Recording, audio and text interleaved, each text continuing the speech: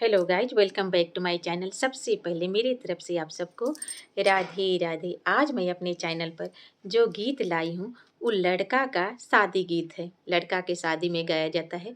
आप लोग अंत तक देखिएगा, अच्छा लगेगा तो लाइक शेयर सब्सक्राइब ज़रूर कर दीजिएगा। और अगर नए होंगे तो बेल आइकन को प्रेस कर दीजिएगा ताकि मेरे नए वीडियो का नोटिफिकेशन आप लोग के पास तुरंत चला जाए।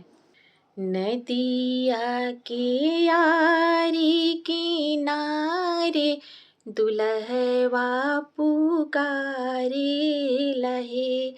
नदिया के यारी किनारे दुल्हवा पुकारे लहे। भेजी ना कवन ससुर नाव चढ़िए हम आइबे।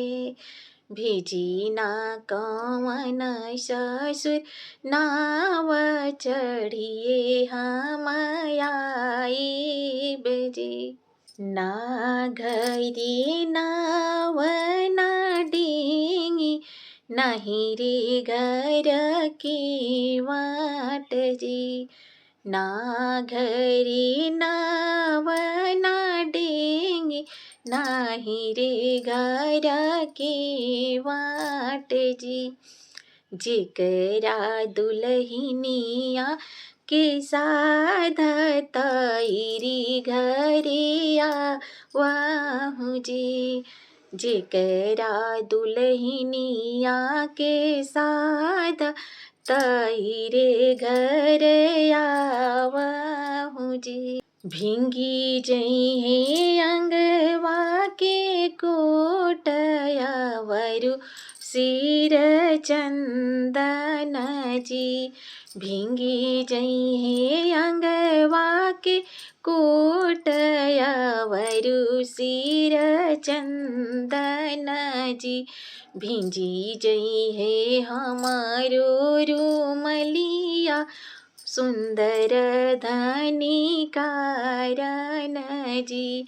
भिंजी जइहे हमारो रूमलिया सुंदर धनी कारण जी। हमी देवो कोट से पाइंट हमही देवो चंदन जी। हमी देवो को से पाइंट यावरु सिर चंदन जी।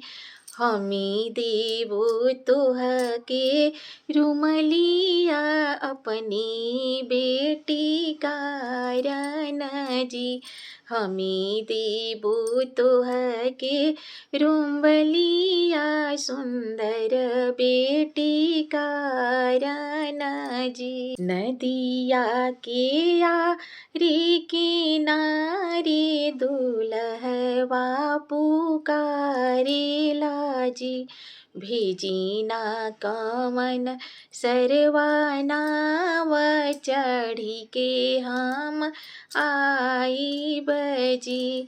भेजी ना कवन सरवा नाव चढ़ी के हम आइब जी। ना घरी ना वना डेंगी नाही रे घर की वाट जी। जेकरा दुल्हनिया के साध तैरी घरी आवहूँ जी।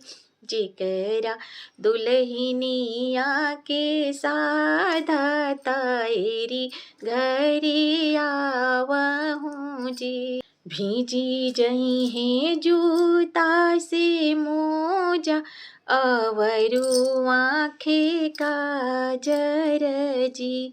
भीजी जइहे जूता से मोजा अवरु आँखे काजर जी। भिंगी जइहे हमारो रूमलिया ओही रे धनी कारण जी। भिंजी जइहे हमारो रूमलिया सुंदर धनी कारण जी। हमी देबो जूता से मोजाया वरी आँखें काजर जी। हमी देबो जूता से मोजाया वरी आँखें काजर जी। हमी देबो तोह के रूमलियाया पनी बहनी कारण जी।